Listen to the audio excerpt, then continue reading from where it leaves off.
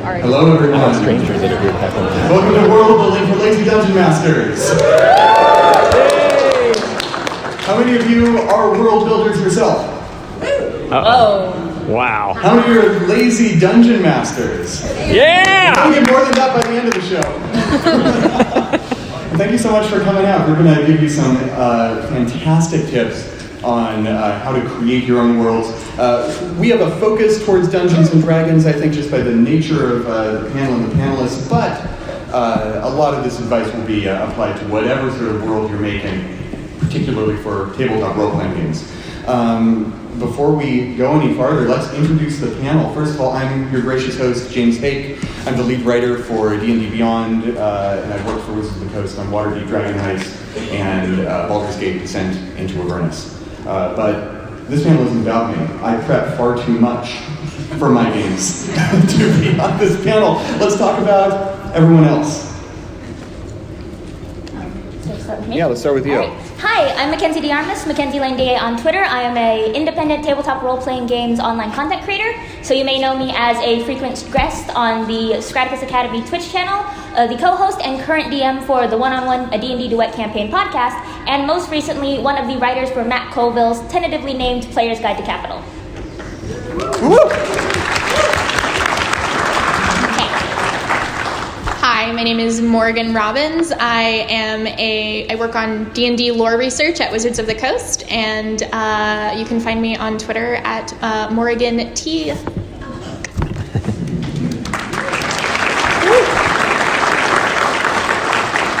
I'm Mike Shea. I write for Flourish.com, and I wrote the book The Return of the Lazy Dungeon Master.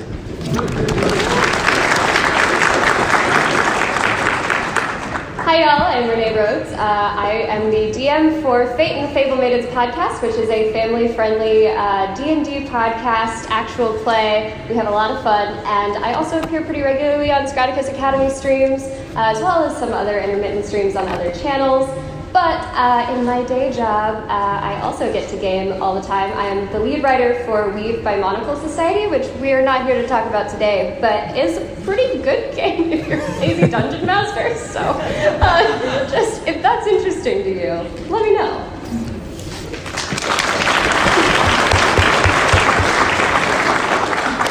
So let's get started by establishing a few things. We're talking about lazy dungeon mastering. We don't say that pejoratively. We say that because a good lazy dungeon master often comes from someone who doesn't have the time to put in a boatload of prep, or for someone who feels that putting in a lot of prep actually might be a hindrance to the game that they're running. And I'll let these fine people talk about that a little bit more.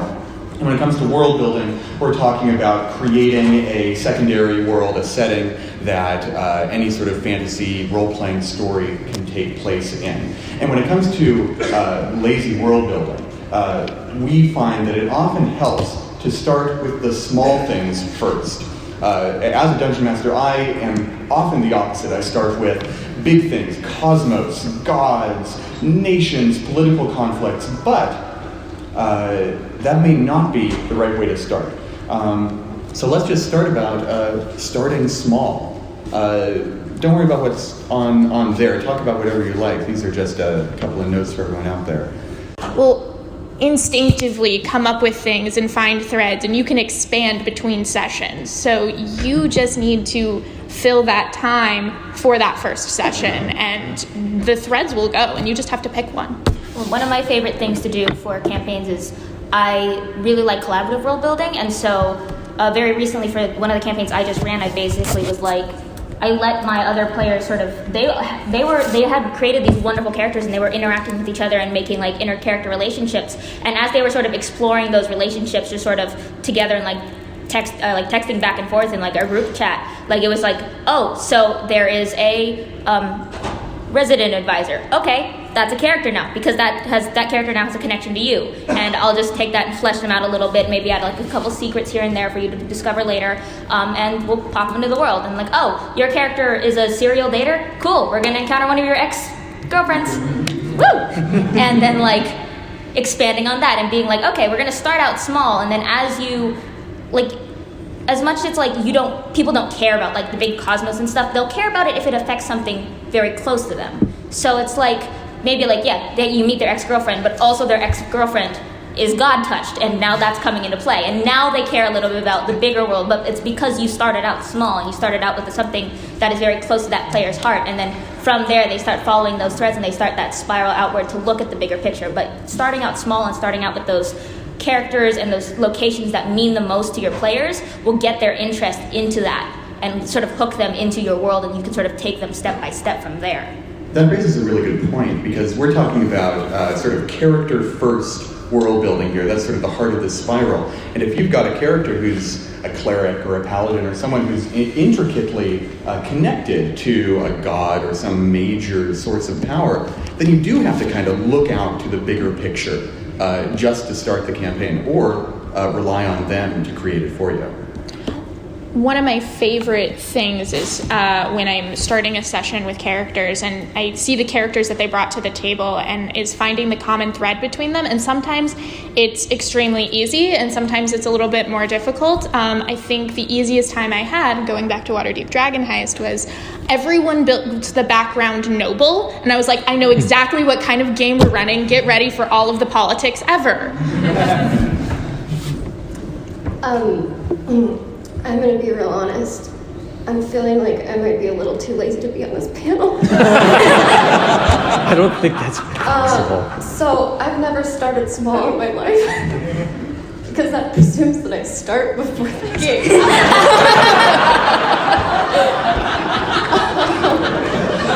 So one time I had a dream about gods, and it was pretty epic. And I said, that's a campaign. I know there are like 30 gods. I know the names of like 3. And so they showed up in the game, but obviously it's taking time. And I'm going to refer a lot to my podcast throughout this process. That's the longest running campaign that I have ever run, and it's been going for almost 2 years now. And I'm super excited about it, but a lot of other games that I've done have been one-shots, which of course have a very different scope of world building. And so the way I see it is like, yes, I start with a big picture, plosives, but it's so zoomed out that you don't see any of the details. And then I just start zooming in really, really fast. And that's the start of the game. Wherever that point is, wherever that zoom lands, is just how the game begins. And I guess that is a small point, but it is usually character informed. It's gathering exactly what they're doing. And of course, I feel so terrible that I can't provide them a lot more information about the world when they are creating their characters, that I struggle with that. I might can give them like a word or two. But I have some people who've created incredible characters, and once they have that thread that I can start kind of weaving together, I can zoom in, pin it to the board, and start connecting that thread to other places and creating that bigger picture. One of the things we've been talking about a lot right now are all of these ideas are focused on limiting the scope of what you do as a game creator. So I want to shift the focus, the lens just a little bit, and talk about what you can do, not to limit the scope of what you do, but to avoid having to do anything at all. What are things you can do to, beg, borrow, cheat, and steal your way into having a great game without having to, write a single word on paper? You wrote a whole book on it, so let's start with that. But one of the things that I think a lot about, and I've thought about when I'm looking at campaign worlds, is the amount of energy that has gone into existing campaign worlds. And it's like, you may have a really great idea, right? And your campaign world, and you're like, I drew a map, right? I've got a really cool coastal line. And you're like, there's probably like 10, I don't know, could there be 1 billion words written about the Forgotten Realms? There could be, right? You can go out to the Kobo Press booth and pick up the Midgard book. I bet you can't make that, right? Like, that's like a $50,000 book to make, and you get it for like $40, right? Or whatever they sell for now. I don't know. Ask them to get $40. You can probably get it down $40. So, there's such value in looking at published campaign settings. And the flip side is, like, that's also paralyzing, right? Like, this is this huge world, and I got to read 700 pages about Midgard. Like, I'll just make my own, I'll just figure out where the game's going to start and go. But I think there's, in this steal department, there's a lot to steal. And on the last panel, James Haeck was talking about game prep, and he said that, like, a lot of his prep is reading. And I think that that's some of the most value you can get in your prep is picking up stuff that has gone through multiple playtesters, multiple editors, multiple writers, has tons of art and all of that stuff. And you get it for dirt cheap compared to how much it took to make it, right? And then work with that. So I'm a big proponent of using other people's published worlds because I can't do that. You're going to move the slides along. I think we're moving into next slide territory. I mean, yeah, I totally steal so much stuff.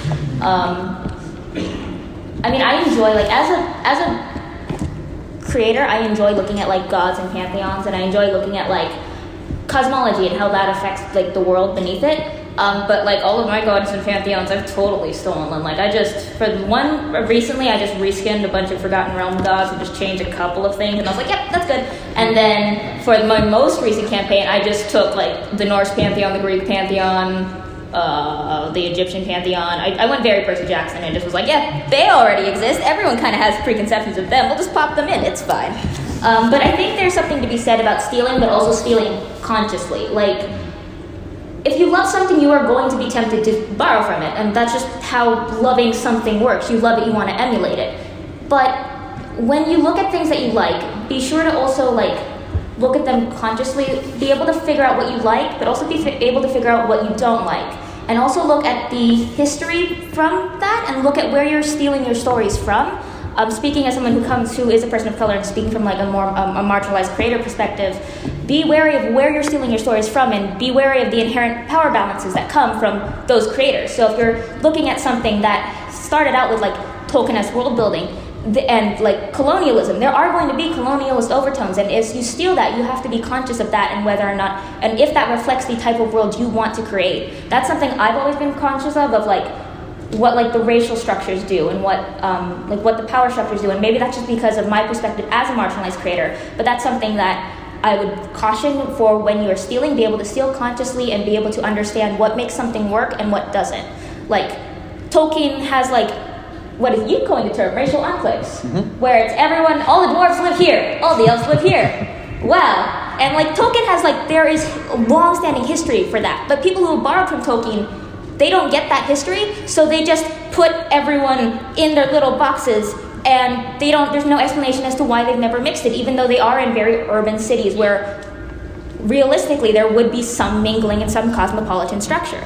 And so that's just something I like to look at. Like, I look at things that I love, and then I steal most of it and then go, but I don't want it to be racist. So then I mix it.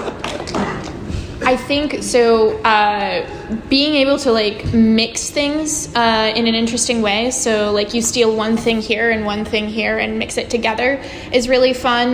The public domain is your friend is something I've learned. I have one of my favorite worlds that I've built was basically like, okay, the island you're starting off is basically Greece, but it has a Harry Potter magic school. And then the major big continent next to it, all of the different locations are based off of fairy tales. So, like, I like stole all of these things, but I mixed them together in an interesting way, and I found all of that stuff, and that came over time. Like, I didn't decide that in the beginning. I was just like, I want to write a magic school story. Everyone wants to be in a magic school. My players told me that. And then I was like, okay, I don't know. I don't want to just recycle Harry Potter stuff. So I'm just like, what am I really into right now? Like, use your passions. It makes it less arduous. We were just talking about this earlier. If you, like, find the things that you're interested in, find the things that your players are interested in, it makes it a lot more exciting. And it feels like you're not putting in as much work. No one's going to like my world about pivoting spreadsheets. I'm sorry. I even know that. I've had some very, very exciting conversations about spreadsheets recently. I have. I can't imagine a campaign world You'd be built around surprised. it. That's a very good conversation starter. So, if you really want some buck wild games, let everything the players say come true. We were playing through our campaign, and one of my players very seriously looks at an NPC and says, "Is there a taco place nearby?" Well, yes. And of course, once we get there, I just wasn't planning to throw this taco place in, as if I have notes in the first place, but it wouldn't have been in them. So they get to this taco place, and one of my favorite things to do as a dungeon master is be able to ask kind of prompts to inform the scene. I like to inform players of this ahead of time so that they're never caught off guard and make sure that they're okay with questions like this, because it can put people on the spot a bit, and it depends, performance-based games especially, that can be a little bit nerve-wracking, but for home games, like ask people to throw some ideas around. Say, okay, well, what do the tablecloths in this taco place look like? What do the windows look like? Where is the menu? Is it on the wall? Is it at the table? Things like that. Because they start to build that world, and all of a sudden, as those answers are filled in, that taco place comes to life. And I never wrote a word of it. That is my favorite thing I have stolen from you, by the way. I love that technique. No. The world building technique of just asking your players, although I do appreciate a taco. Joey, out in the hall. Sorry, out in the hall we were talking about a concept called knives. Do you want to talk about knives? Yeah, let's talk about knives. Do we want context for that, or do we just? Yeah, we need a little context. Give a little context about knives. About knives. Yeah. I'll let you guys explain what it is, but it comes from this idea of taking ideas from your players. And you are one brain as the dungeon master, and your players have 3 to 4 to 5 to 6 other brains, depending on the number of people. And so don't do all the work. You've got plenty of other people willing to work for you. And those other brains come up with some scary stuff. Yeah. Oh yeah. Oh yeah. One of my favorite things that I like to say as a dungeon master is I'm a DM that doesn't like to say no, but I will make you regret that I said yes.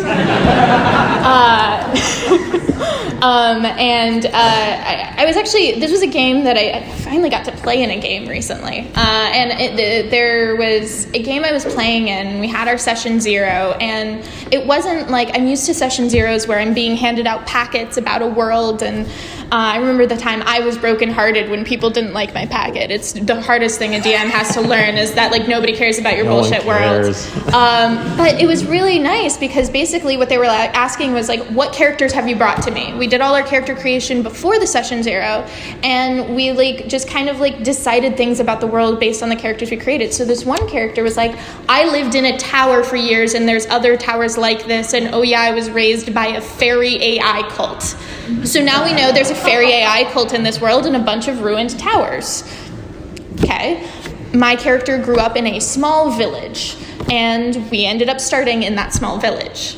Another character was an academic who worked at a university. So there's a university in another kingdom now. And so you come up with your backstory, all of those things can be true in the world, and the DM doesn't have to really do the work except make it work together.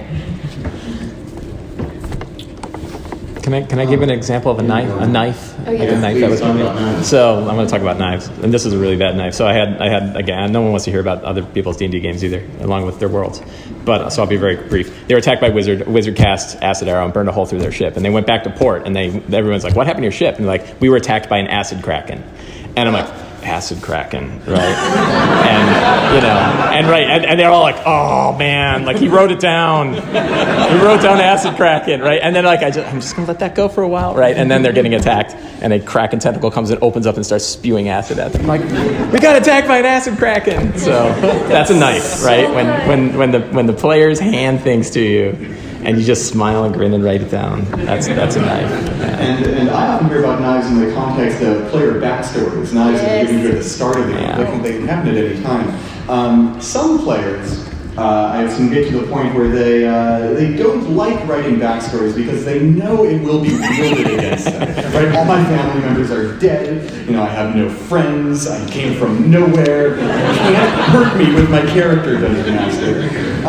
But if you are that player, I encourage you, consider giving some knives to your Dungeon Master, because your DM isn't here to make your life hell permanently. Your DM is here to make your life hell a little bit so that the game is more fun. Right? These knives can be good things for you because it makes your DM worry less about coming up with stuff.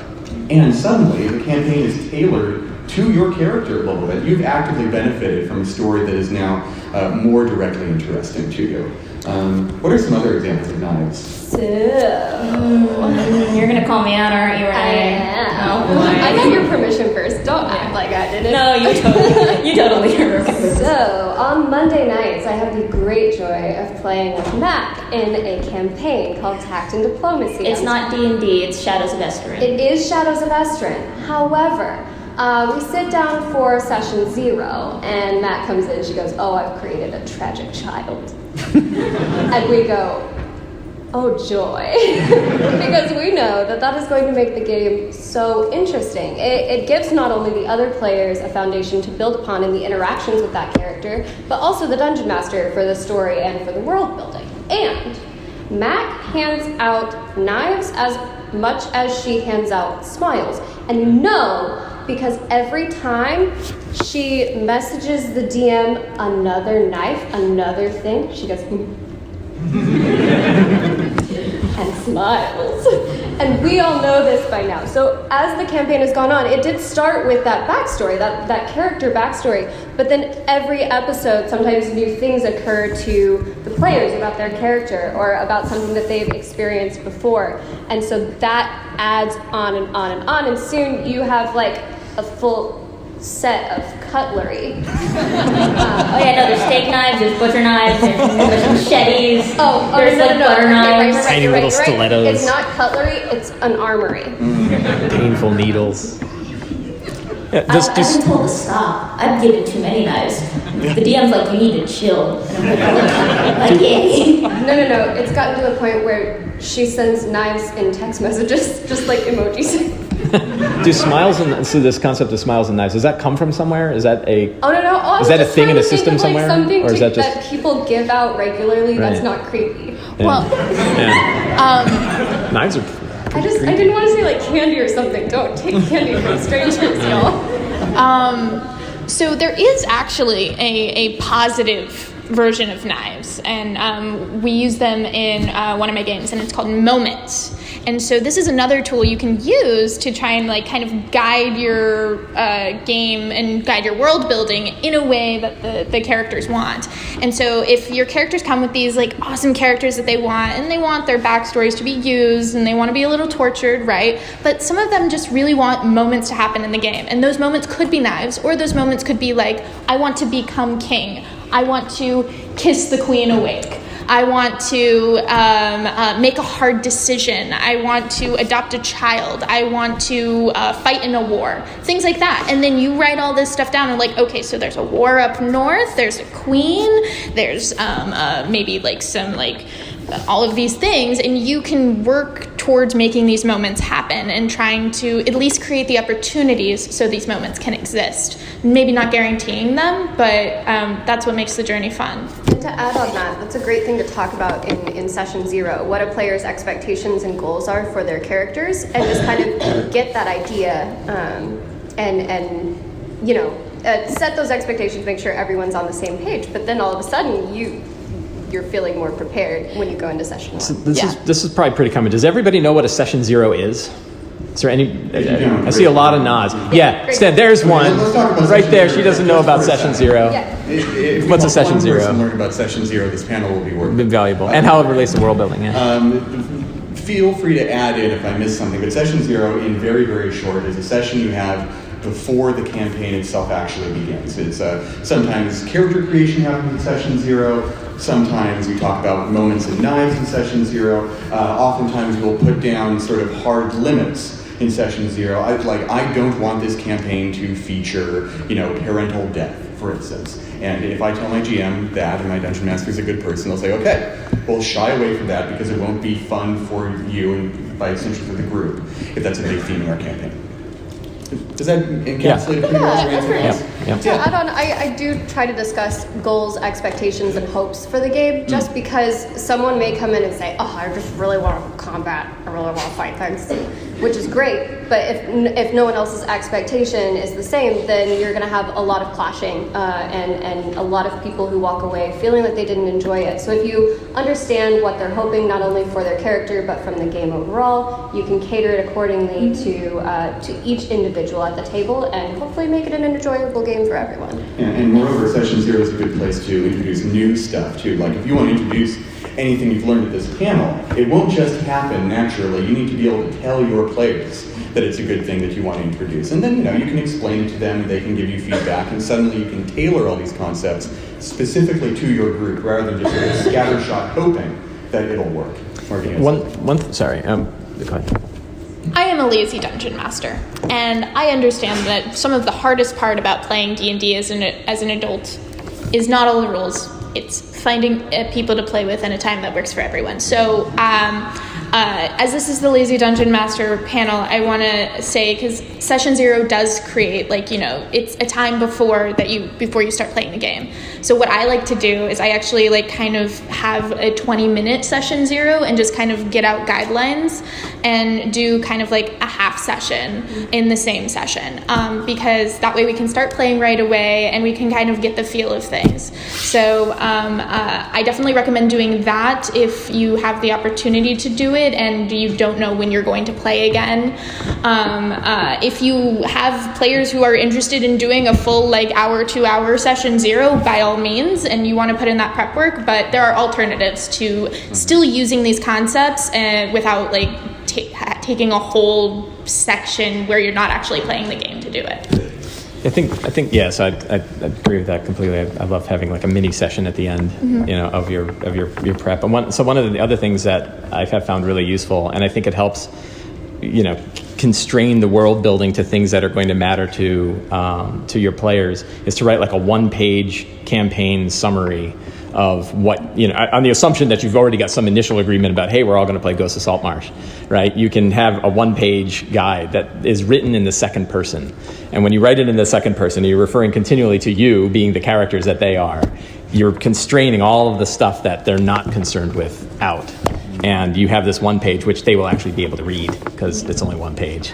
So it also, you don't give them the 45-page, memorize the pantheon before the next session.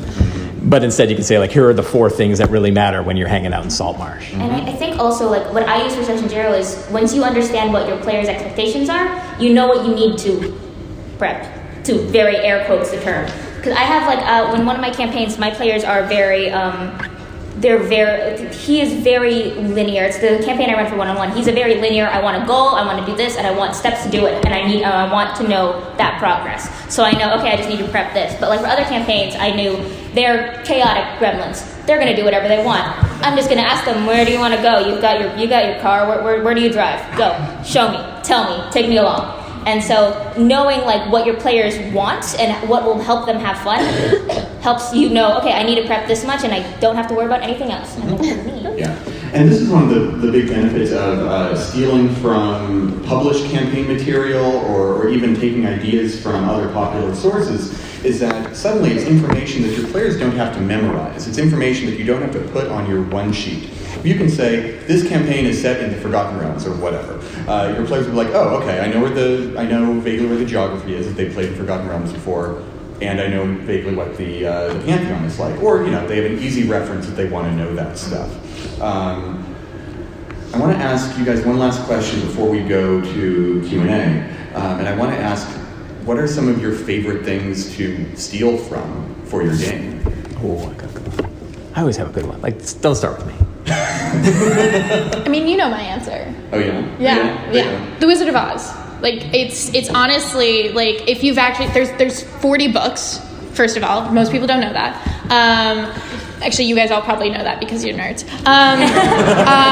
There's 40 books, and the first 14 were written by L. Frank Baum, and they're fantastical, ridiculous, have lots of weird names. Steal from it. It's lots of honestly, I think a lot of fantasy fiction comes more from that, especially the more shenanigansy Terry Pratchett style, than it does from Tolkien.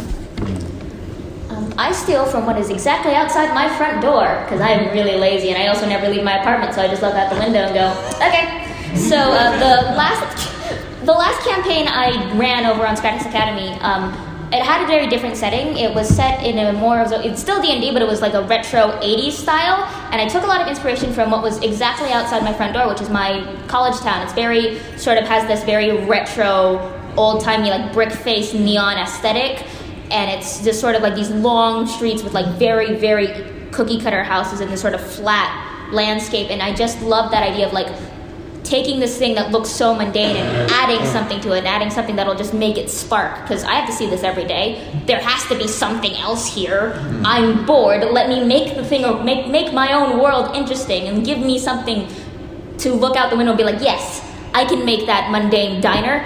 Maybe Thor lives there now. There. And sort of just like, I just borrow from what I see outside. And like, I lived where the wildfires were a couple years back, and like, when the sky's completely covered over with smoke, and I was just like, oh, this looks apocalyptic. I could probably write about that if I don't die. So I'll go with mine, not nearly as dramatic. Dyson logos. So if you know Dyson, the cartographer, right, he is now, I think, in like 4 different WotC books. He is the cartographer for those books. Something like that. 4 or 5. And he has 700 maps available on his website for free. And many of those are free for commercial use. So if you want to write something for the DMs Guild or another location, you can use his maps. And royalty free. And it's just amazing. And he does that through all of his Patreon backers. He has a significant number of people who fund him on Patreon, so he is getting funded by them to make maps for us. And there are 800 of them. So if you ever need a map for anything, don't sit down and write one. Like, people love writing maps. I don't know if people write maps, but it's not lazy. Lazy is going to Dyson and scrolling and then finding a map that looks like the temple you wanted, and it's close enough, right? And they're brilliant, and they print really well. So that's my favorite trick. Oh yeah. I don't know. So I think I've been sitting here thinking this entire time, because I honestly, I don't know. I mean, I watch so many things, I play so many video games, and definitely those can be very inspiring. You can choose elements from those. I will say that some of the first one-shots that I ever wrote and ran at my local game store were inspired by the Adventures of Sherlock Holmes. And so definitely like a book series that you're really passionate about, even something that is not D&D related, can be super inspirational for you, even if you just choose that single element from the book or the world that you really enjoy, and then expand upon it from there. I feel like... Oh, this is such a hard question. I didn't prepare. I had so long. So lazy. I know. Thank you. I would say JRPGs, honestly. There are so many that I played growing up that inspired me. There are so many that I play now that inspired me. And I will say that Tales of Berseria is one of the greatest inspirations that I cite for my current campaign. It just has a lot of really fascinating world elements and great depth of character that then informs the world around them. And I'm very passionate about seeing that in my stories as well. And so, again, just taking something from that makes me feel, and then finding out what about it makes me feel, and then therefore porting that element into my game so that the rest of the world can start to fall into place. Maybe pull something from Tales of Berseria, maybe pull something from Mean Girls, the musical. I also do a lot of musicals. Also, Shakespeare. Also, a lot of things. I'm sorry. That's it. I don't have a favorite, clearly. Yeah, I still do Tales of Symphonia for every campaign I've ever run. Yeah. Tales game joke. Oh my god. All right, we're going to have an enforcer coming around with a microphone. If you have a question that you want to ask us, hands up. The very first hand is over there, I think. I think you should be the one. Yeah, right over there. Well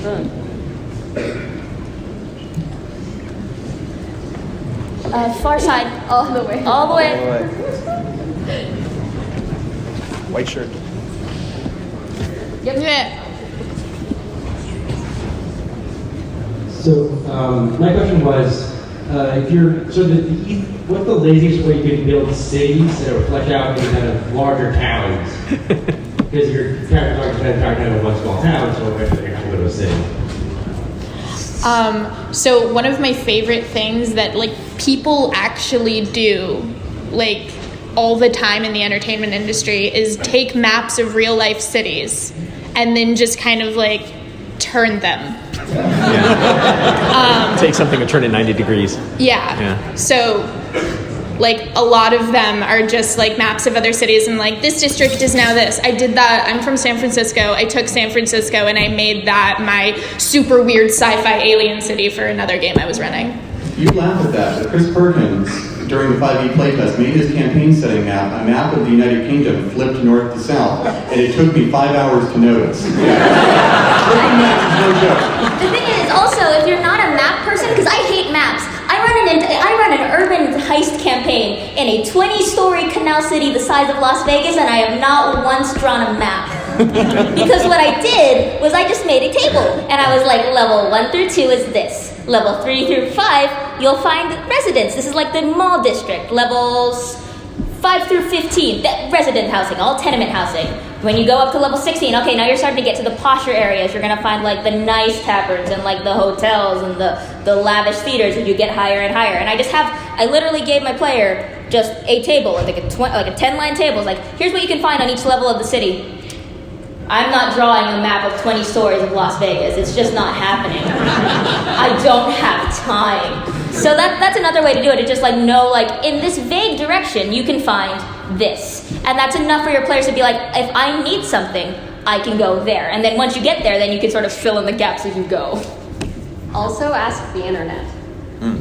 Google's great. If you say, hey, what should I do in Philadelphia? It'll give you helpful lists. Like, there's a market across the street. Oh, there's totally a market in the city. Good. Oh, and if you go a little bit to the north, there's like the square where all the museums are around, and there's so much like historical architecture, and all of a sudden, like you're reading through this like top 10 things to do in Philadelphia, and you're like, oh yeah, well, I have a market, I have museums. Or, like ask Twitter, ask Reddit, ask around. People can help supply ideas, cool places that they would enjoy visiting in a city, and that starts to like flesh out from there. Thanks. Yeah. I think someone in the middle had a hand up. I think we should just go. Yeah, that'll be easier. Okay. So, I'm a lazy DM. I haven't been taking notes. Valid. Is that book that you mentioned, the Guide for the Lazy DM, is that available for us to get? So glad you asked. I'll pay you afterwards. Yeah, so there is a book called Return of the Lazy Dungeon Master. You can Google it and you'll find it. I should have the URL, but it's easier to just Google it. Too lazy to even sell my own book. Go to slightflourish.com and you'll see it right there. It is also happens to be available for sale here at Inkwell Ideas booth at 3854. Thank you. We do want you to write that one down. All right, middle section. Yeah. Right over there. Yeah. Gray cap, backwards cap. Yeah. Yeah. So going off of the nice concept, like what the character gives you, how do you like figure out, I guess, the boundaries of what you can do with that information? Like you don't want to take that stuff like away from the character and make it something that's yours. Like how do you determine what you can do?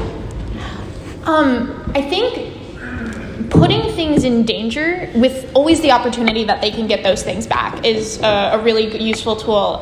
In a game I was in, a character had her dog on an adventure and her dog got killed, and then her next character arc was like saving up enough money so she could resurrect that dog. So like in D&D, because it's a fantasy world, like even if you take things away, there's always the potential to get those things back, and making sure that anything that you do doesn't anything that you We're all adults here. I'm 5 apparently. Anything that you do that doesn't cross the character's like hard lines that you establish in a prep session. That's the big one, is just make sure don't talk with the players themselves about where their lines are. Like we always, in my games I always have a lines and veils sheet where it's like lines are things we will never touch ever. Hard line.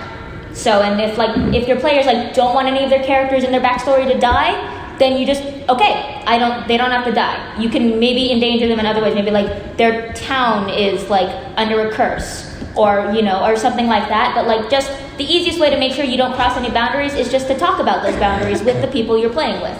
And just make sure you create an environment where you are comfortable enough with each other to share those boundaries and make sure everyone is comfortable and having fun. Because fun should never supersede your world building. Fun should always be fun, and players' fun should always be your number one priority. And I'm a huge proponent of communication in all things, between friends, between significant others, between gamers. So if you sit down, if you have knives, feel free to communicate with that player well beyond the lines and veil sheet. Like, you can continue to have conversations with them, kind of feel out where they're at, what they're feeling regularly. If you check in after a session where you feel like, okay, I'm starting to like draw on these knives now. Are you feeling me stab you yet? Like, talk about that. Hey, does it hurt? Do I need to stop, or do you want me to keep? Do you want more stabs? I'm a masochist in games, so I know exactly my type, and I'm just like, yes, stab me more, please. Yeah, it can be really. Oh, go ahead. Sorry, it can be really tricky, right? Especially like there are circumstances where, you know, like, hey, you know that character that you really like? I'm thinking of killing him off in the next session. How do you feel about that, right? So sometimes it can be tricky where you're like, it makes sense that the person would be killed from a story perspective, but they have a concept called fridging, right? And fridging is where you take like the character everyone loves and they end up in a refrigerator cut up into pieces, right? He's the only one that hadn't heard about fridging before. So, you know, and so you're like, am I doing that? You have to be careful, like, am I fridging? And you don't want, just like you don't want the player who's like, hey, well, that's what my character would do, right? You don't want to be the opposite, which is like, I know I killed your favorite character, but hey, he was surrounded by assassins, like, not my fault, right? Is it important for the story? Well, does so it's hard. Does it add value to your narrative? Yeah, but sometimes it can add value to the narrative and still really piss off a player. Well, and it can be, so you're like, the answer is it's hard, right? And when you get to that case, you're like, where is that balance between wanting to move the story in that interesting direction? I mean, I literally have a character that is loved by multiple members of the group and these spoilers for Ghost of Saltmarsh, his butler is an assassin, right? And the butler's starting to figure out that he's getting hunted, and his first target's going to be that guy. And I'm like, but he's friends with everybody, so I'm trying to figure out, how does that guy, and the kid's an idiot, right? And he's going to get killed, like, really quickly. So it's a hard thing to figure out, and, you know, yeah, sometimes there's not a great answer. You either go with like, I'm gonna Deus Ex Machina my way out of this problem, and the kid gets lucky, because luck is a good way. So luck can happen in any direction, and if it can help you slide into the I'm going to be nicer to my players because the kid got good luck and managed to get away from the assassin before getting killed, we can take that.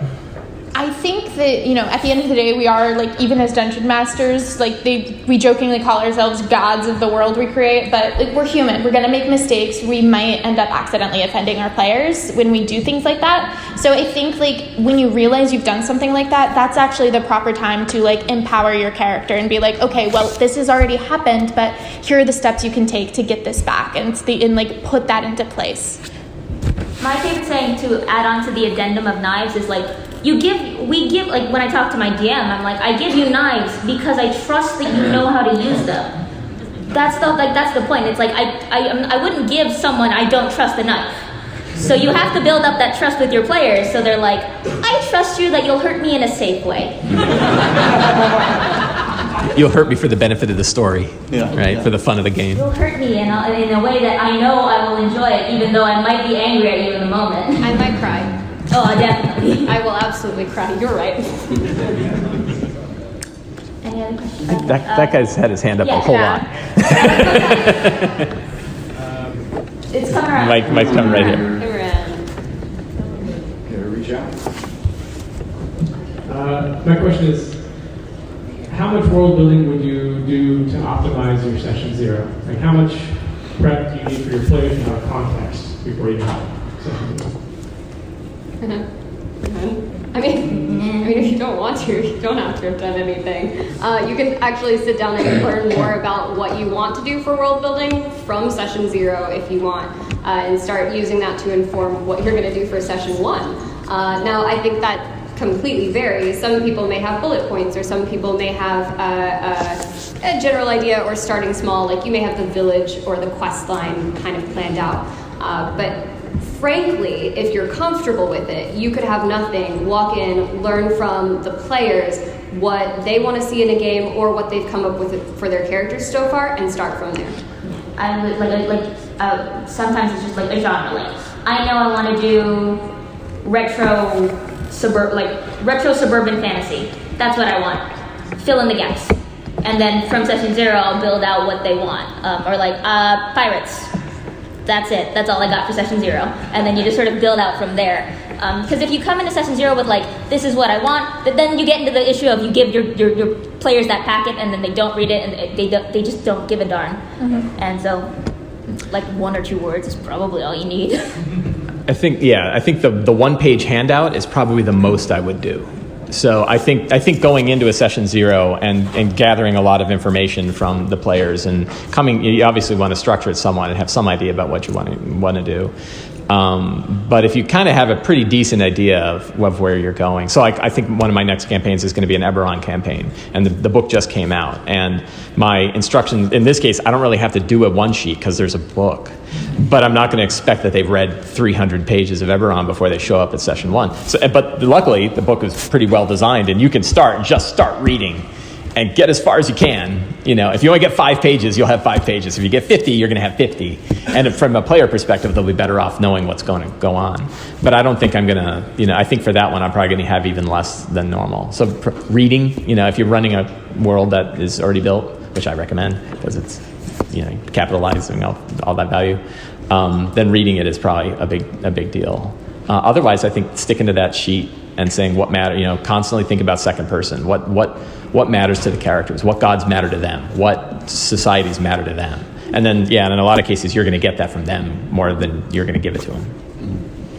For me, I am not as lazy as some of these folks.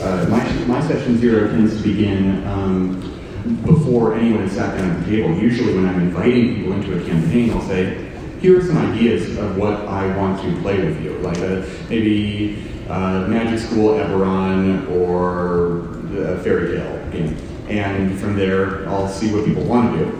Once they've given me an idea of what they want to do, I'll be like, okay, cool, I'll see you next week. And I go and I make a 4-slide PowerPoint that talks about the things I think are most important for them. It says a lot about me. It's a PowerPoint presentation. But ultimately, that PowerPoint is kind of the same as your one sheet.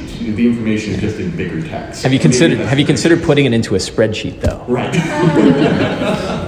I'm a firm believer that people bring better data images. And that's a great reason to have a campaign source book, too. It looks great. It's just the truth. It's time for 1 or 2 more questions. Yeah, let's do 1 or 2 more. Let's go on this side because we haven't gotten I anything see here. one right there.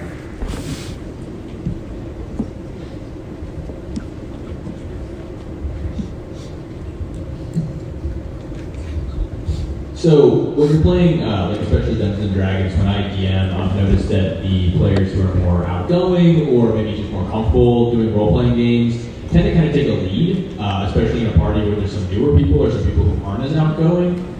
What's the best way to kind of draw your more reserved players into the game on the fly without punishing the people who are really into it and are really offering a lot to the game? I have some thoughts on this. Do you mind if I start out? I think the most important thing for me when it comes to that is don't do it on the fly. If there's a session where someone is being more outgoing, it's because they feel more comfortable being outgoing. And if there's someone who isn't, then it's worth taking the time out of game to talk to them and figure out why they don't want to be more outgoing. It might be that they're just not a very social person. In that case, unless they feel neglected, there's no problem. They're just not going to talk as much. If it's because they don't like the material or because something at the table is making them feel uncomfortable, that's a great time to maybe revisit your session 0 and see sort of what things you've established and if those need to change in some sort of way. I have a bit of a problem myself of being the more outgoing one. So one of the things that I learned back when I was in camp was this great thing called step up, step back.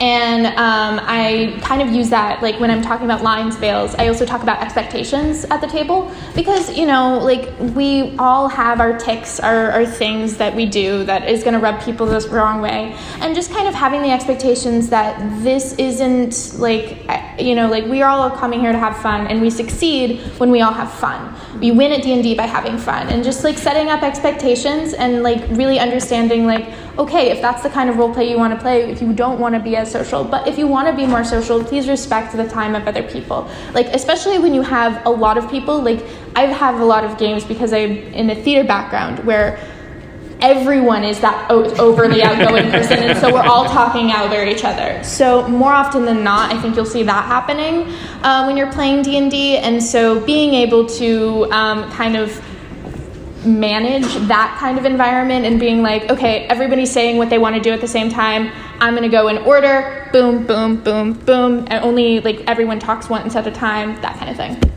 I have run a lot of games for kids, and part of that comes from being a DM for a family-friendly podcast, but I've kind of had that experience a lot with children who are either very overeager about the game, and then the children who are not as much, maybe a little bit more shy or uncertain about what they want to be doing. And so questions are an incredibly useful tool. You can see the entire table, hopefully, from where you are in your DM seat. Try to gauge things. It doesn't require any prep. It's all in the moment. It's very much like hanging out on the balls of your feet, ready to kind of like pivot whichever direction. But be prepared to ask players questions in a way that is comfortable for them. Part of that ties into expectations, but start to engage them in a friendly way. Say, okay, well, what is your character doing while so-and-so is over here running around the market and setting all the stalls on fire? And a lot of times they'll be like, well, I'll get a bucket of water. I can sometimes be too firm, but I think sometimes there are times when it really works and people like kind of understand, oh, I'm making it not fun for other people. So I was actually running a game for kids, and there was these kids who were just like running amok, like very murder hobo, and that's totally a valid way to play the game. But there's this other kid who's like a lot quieter and wants to just like role play and doing his thing, and I just put my foot down and was like, hey guys, you like playing D&D, right? And they're like, yeah. You want to keep playing D&D? And they're like, yeah. And they're like, as you grow older, it's going to be a lot harder to find people to play D&D with. And it's going to be a lot harder to find time for people to play D&D with. And they're going to prioritize people that they like playing D&D with. So I recommend that you be a person who people like playing D&D with. I'm going to try and get 2 more questions in the 5 minutes we have left. I see one right there. Question right there. I can talk so fast, I will answer faster. Hi, first off, I'd like to say pivot tables are awesome. Yeah! Pivot tables! Woo! It ties back to dealing with reserve players. How do you feel about, I have certain players and I really appreciate player agency in my games. Yes. And I have plenty of players that will give me backstory to use, and I love doing that. But how do you feel about approaching a character that maybe the player doesn't know about how to give you the backstory, or you kind of feel like you want to engage their character, but they haven't given you any material? How do you balance giving them agency, but also saying, okay, maybe I want to say that they have this former lover or this deranged uncle or something like that? Like, how do you approach kind of like the agency of what their character's history is and trying to give them content when, maybe they are more hesitant to? I'm all about communication, and I love communication so much, and I definitely prioritize communication. Also, questions are an incredible tool, and the internet is very helpful. It has a lot of answers. So there are actually, for writers, there are some really good character interviews that help you create a character for your novel, and it's great. It's all about the author sitting down and then responding to the questions as the character. And as a DM, you can use those absolutely to have a conversation with your players, especially if they don't know what their backstory is. They may not, or that may be very overwhelming to think about that. But if you can come to them with a couple of questions and continually communicate with them, so hey, what are your parents like? What jobs do they work? How do you feel about them? Then they can start kind of going, oh well, yeah, actually my mom's really got along for a long time, but one of them's been out working so much lately, and things have just been a little tense around the house lately, and I'm setting out for this adventure. I don't know what's going to happen. So you start to see that the thoughts start. And so definitely I would say writer character interviews, I probably would come up with something on Google and maybe can help you kind of kickstart those ideas with a more reserved player. My keepers, I'm desperately going to try and get one more question. We got 3 minutes, go. Okay. Right there, middle, that side. So speaking of having your players come in and like add things to the backstory, I have one player in my campaign right now who came in with this like really intense backstory with like 5 very detailed family members to the point where it's like, please stop making me be your dad. This is weird. Man, that's a lot of knives. How you kind of balance that? Because my other players are much more reserved. They give me a lot of room, but she's like has very concrete expectations of what she wants and what these characters are already like.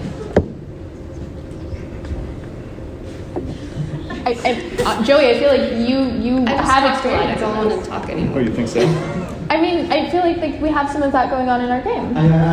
I guess I feel like the way to share the spotlight best is just to talk to the character and ask, what is the number one most important thing for you? What is the thing that if you only had this, you would be happy with the game? I feel it's the shortest I can say that. Anyone else have anything that they think is? So was the question, you have a character that has like a ton of backstory? What do you pull on? Yeah.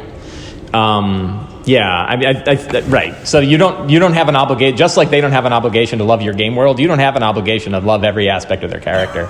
So you can kind of pick the thing that you think works. And I mean, in my experience with the ones that I've had a lot, they'll be happy if you pick anything. Right? Like if you pick one aspect of the character that fits in with whatever you're thinking, and you can tug on that line, that will usually be enough. And even the 4 other, major backstories will take a backseat in their mind. That's been my experience. Just because they give you NPCs doesn't mean you have to play them. Right. They can exist in the background off screen. And now you can remain sheathed. I think that's a really good place to end this panel.